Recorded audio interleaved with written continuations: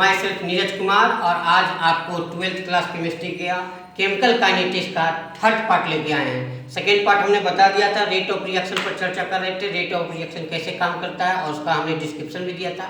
आज उसी का फर्दर क्लास है। जो भी इस वीडियो को देख रहे हैं, पहले आप सेकेंड पार्ट इस वीडियो का देखिएगा केमिकल काइनेटिक्स का, उसके बाद आप ये थर्ड पार्ट देखिएगा केमिकल काइनेटिक्स का, तभी आपको पूरा सिस्टमैटिक नॉलेज गेन होगा।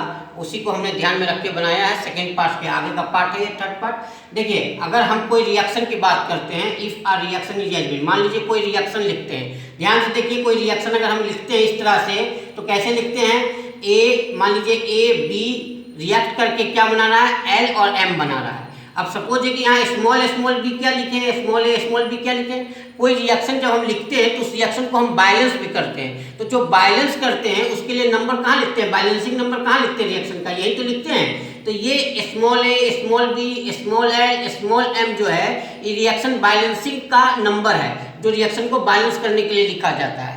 इसको केमिस्ट्री की भाषा में हम क्या कहते हैं, स्टोइचोमेट्रिक कोफिशिएंट। यानी स्टोइचोमेट्रिक कोफिशिएंट नाम से नहीं घबराना है। स्टोइचोमेट्रिक कोफिशिएंट क्या है, कोई रिएक्शन लिखिए और उस रिएक्शन को बैलेंस कीजिए, तो बैलेंस करने के बाद जो यहाँ नंबर लिखते हैं उसी नंबर को हम कहते हैं स्टोइचोमेट्रिक कोफिशिएंट। देखिए यहाँ हमने लिख दिया है, where small a small b small l और small m are the stoichiometric coefficient of reaction. ये क्या है, इस रिएक्शन का स्टोइचोमेट्रिक कोफिशिएंट है। ये कोई हाइपोथेटिकल हमने रिएक्शन लिखा है समझाने के लिए कि कैसे आपका रेट ऑफ रिएक्शन काम करता है। क्लियर है, रिएक्शन क्लियर है। अब ध्यान से देखिए, अगर हम इस रिएक्शन का रेट ऑफ रिएक्शन निकालते हैं, ROR मतलब रेट ऑफ रिएक्शन, ध्यान से देखिएगा, रेट ऑफ रिएक्शन निकालते हैं जिसको स्मॉल एल से डिनोट करते हैं, तो कैसे लिखेंगे, पहले हम रिएक्टेंट के टर्म में रिएक्शन लिखेंगे। तो देखिए रिएक्टेंट है, अब यहाँ पर देखिए रिएक्टेंट है इसलिए इसमें माइनस साइन लगाते हैं। माइनस साइन क्यों लगाते हैं, अब बताए थे आपको पिछले क्लास में, रिएक्टेंट के टर्म में अगर हम रेट लिखेंगे तो माइनस लिखेंगे, क्योंकि रिएक्टेंट का कंसंट्रेशन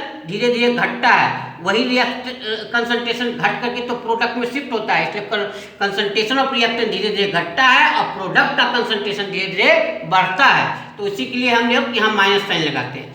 यहाँ जो स्टोइचोमेट्रिक कोफिशिएंट लीजिएगा उसको रिवर्सिबल लिखते हैं, यानी 1/a करके लिखेंगे। ध्यान से देखिएगा, यहाँ जो वेक्टर लिखेंगे उसको 1/, करके लिखते हैं और बाकी dA/dt कंसंट्रेशन ऑफ A बटा dt टाइम। ठीक उसी तरह से अगर B का लिखेंगे तो माइनस रिएक्टेंट ये भी है और 1/b लिखेंगे dB/dt। प्रोडक्ट का लिखेंगे तो प्लस में लिखेंगे, क्योंकि कंसंट्रेशन ऑफ प्रोडक्ट क्या होता है, धीरे धीरे बढ़ता है। जैसे जैसे रिएक्शन होता जाएगा रिएक्टेंट का कंसंट्रेशन घट रहा है, और जिस रफ्तार में घट रहा है रिएक्टेंट का कंसंट्रेशन, उसी रफ्तार में प्रोडक्ट का कंसंट्रेशन बढ़ रहा है।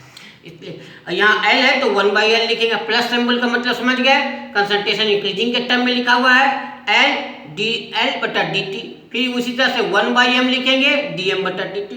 तो रेट ऑफ रिएक्शन हमने बताया था पिछले क्लास में कि अगर कोई गिवन रिएक्शन दिया हुआ है तो उसका रेट ऑफ रिएक्शन अगर निकालिएगा तो चाहे रिएक्टेंट के टर्म में निकालिए चाहे प्रोडक्ट के टर्म में निकालिए, सारे रेट आपस में क्या होंगे, बराबर आते हैं। देखिए rate of reaction are reactant के टर्म में, रिएक्टेंट के टर्म में, प्रोडक्ट के टर्म में, प्रोडक्ट, लेकिन सब आपस में क्या है, इक्वल है।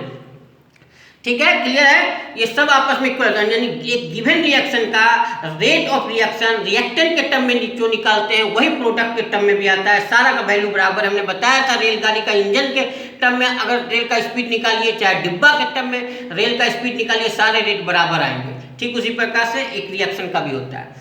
अब यहाँ पर एक चीज और ध्यान देने की बात है, अगर रेट ऑफ डिसअपियरेंस की बात करते हैं, डिसअपियरेंस का मतलब गायब होना। गायब कौन हो रहा है भाई, जब रिएक्शन होगा जैसे जैसे रिएक्टेंट का कंसंट्रेशन घटता जाएगा यानी रिएक्टेंट गायब होगा, और प्रोडक्ट का कंसंट्रेशन बढ़ता जाएगा यानी फॉर्मेशन ऑफ प्रोडक्ट बढ़ता जाएगा।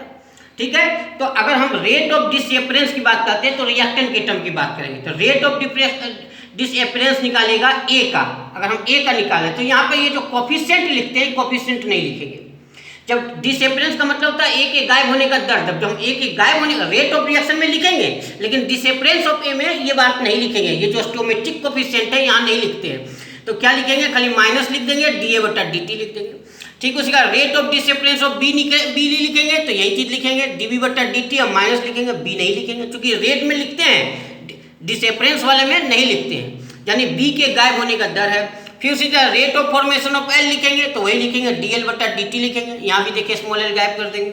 Rate of formation of M लिखेंगे तो क्या लिखेंगे, dm/dt लिखेंगे। ध्यान देखिए dm/dt dt लिख रहे हैं, 1/m गायब कर देंगे। तो समझ गए ना डिसअपियरेंस क्या है। डिसअपियरेंस अगर कोई रिएक्शन दिया हुआ है तो रेट ऑफ रिएक्शन लिखेंगे तो स्टोइचोमेट्रिक कोफिशिएंट को भी इंक्लूड करते हैं। जब रेट ऑफ डिसअपियरेंस लिखते हैं तो उसमें स्टोइचोमेट्रिक कोफिशिएंट हटा देते हैं। रेट ऑफ फॉर्मेशन लिखेंगे उसमें भी हटा देंगे, क्योंकि फॉर्मेशन का मतलब ये एम के बनने का रफ्तार निकाल रहे हैं, ए के गायब होने का रफ्तार निकाल रहे हैं। क्लियर है। अब देखिए रेट ऑफ रिएक्शन और ये जो निकालते हैं डिसअपियरेंस, इसके बीच एक रिलेशनशिप भी होता है। कैसे? बहुत सिंपल रिलेशन है, आप यहाँ अपने से भी देख सकते हैं। जैसे आर ओ आर, अब इसी इक्वेशन को देख लीजिए, तो R O R rate of reaction, ये आर है, तो ये किसके बराबर है? -1 ये dt है ना, तो ये बराबर है। उसी तरह से इसके भी बराबर है, इसके भी बराबर है, इसके भी बराबर है। लेकिन हम एक एग्जाम्पल लेके आपको दिखा रहे हैं कि ये इसके बराबर जैसे आ रहा है, तो अगर हम यहाँ dA/dt निकालने का प्रयास करें तो ए यहाँ आगे गुना हो जाएगा, तो R × A, तो dA/dt क्या है? रेट ऑफ डिसअपियरेंस ऑफ ए है, यही है ना। तो रेट ऑफ डिसअपियरेंस ऑफ ए बराबर होता है किसके? रेट ऑफ रिएक्शन, R क्या है? रेट ऑफ रिएक्शन इनटू ए जो है स्टोइचोमेट्रिक कोफिशिएंट। इन दोनों को गुना कर देगा तो इसका वैल्यू निकल जाएगा। तो इन दोनों के बीच का एक रिलेशनशिप है। तो ये इसी तरह से किसी का भी रिलेशन बैठा सकते हैं, इसके साथ भी, इसके साथ भी, इसके सब आपस में बराबर हैं, तो सब के साथ रिलेशन बैठाया जा सकता है। जिसकी जहाँ जरूरत होगी उसको रिलेशनशिप बैठा लेंगे। तो ये एक तरह का अगर इस तरह से बनाते हैं तो एक फार्मूला बन जाता है, एक रिलेशनशिप बन जाता है। तो इसको ध्यान रखिएगा, इस कॉन्सेप्ट को। एक्चुअल ये फार्मूला नहीं है, बस ये एक प्रकार का कॉन्सेप्ट है कि कैसे रिलेशन बना के न्यूमेरिकल सॉल्व करते हैं। ठीक है, तो एज लाइक ए फार्मूला की तरह इसको याद रखिएगा। अब देखिए हमने क्वेश्चन लिख दिया है आपको समझाने के लिए, रेट ऑफ रिएक्शन को और क्लियर करने के लिए। देखिए 4NH3 गैस के रूप में है, 5O2 गैस के रूप में है, बनाएगा क्या? 4NO गैस और प्लस 6H2O बनाएगा। ये देखिए एक केमिकल रिएक्शन लिखा हुआ है।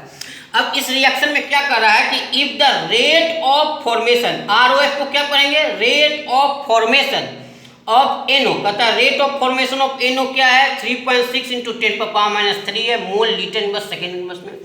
कर रहा है कैलकुलेट द, पहला कर रहा है कैलकुलेट करने के लिए क्या? दो चीज कैलकुलेट करने के लिए कर रहा है कैलकुलेट ROD, मतलब rate of disappearance of NH3 निकालिए, और दूसरा कर रहा है रेट ऑफ फॉर्मेशन, ROF का मतलब rate of formation of H2O निकालिए।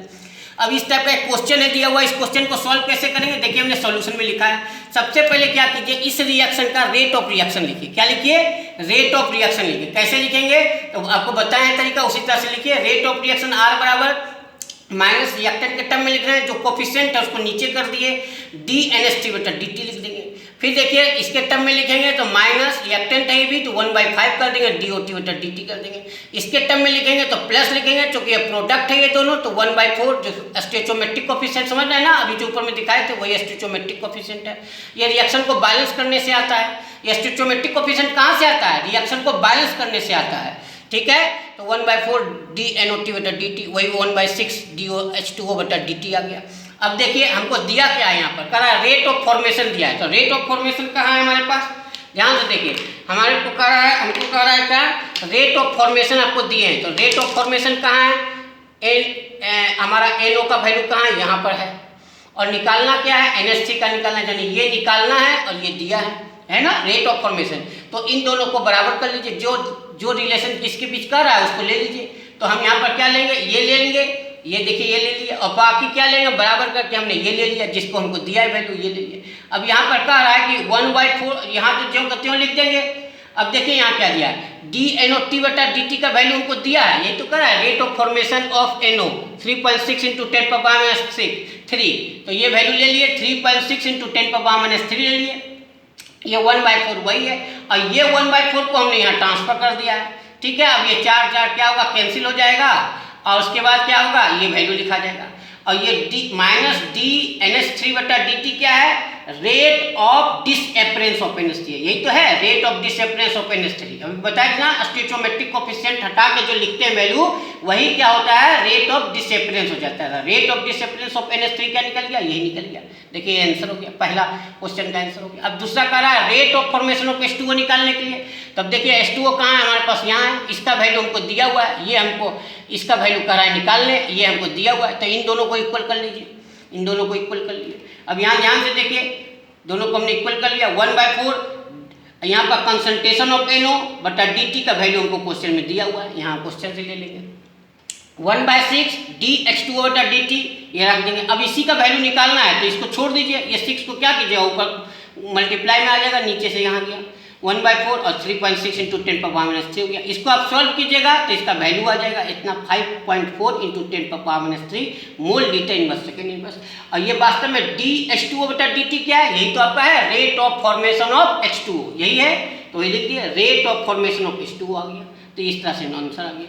तो देखिए ये रिलेशनशिप जो हम बताते हैं रेट ऑफ रिएक्शन का लिखने का, तो ये कोई भी क्वेश्चन आएगा तो सबसे पहले रेट ऑफ रिएक्शन लिख लीजिएगा, फिर अपने दिमाग में ये बैठा लीजिएगा कि rate of disappearance, rate of formation का कंसेप्ट, और फिर जो चीज दिया रहेगा उसको आपस में रिलेशनशिप बैठा के आप कोई भी नोमिकल रेट ऑफ रिएक्शन का सॉल्व कर सकते हैं। तो इसी के आधार पर बहुत से नोमिकल आपकी किताब में दिए हैं, या और भी एनसीईआरटी में हो या और भी कोई बुक में हो, आप उसको देखिए, इसको सॉल्व कीजिए, हमारे हिसाब से सारे नोमिकल 100% बन जाएंगे। तो इस तरह से रेट ऑफ रिएक्शन का सारा कंसेप्ट हमने बता दिया है, इसको सॉल्व कीजिए बहुत सा नोमिकल घर में बैठ के और ध्यान से देखिए, ठीक है। अगले क्लास में हम बात करेंगे factors affecting on the rate of reaction, reaction के ऊपर कौन कौन फैक्टर निर्भर करता है और कैसे निर्भर करता है उस पर चर्चा करेंगे। रेट ऑफ रिएक्शन का आज पूरा कंसेप्ट कंप्लीट कर दिए हैं, ठीक है। तो इसी के साथ आज का क्लास समाप्त करते हैं। Thank you very much, welcome.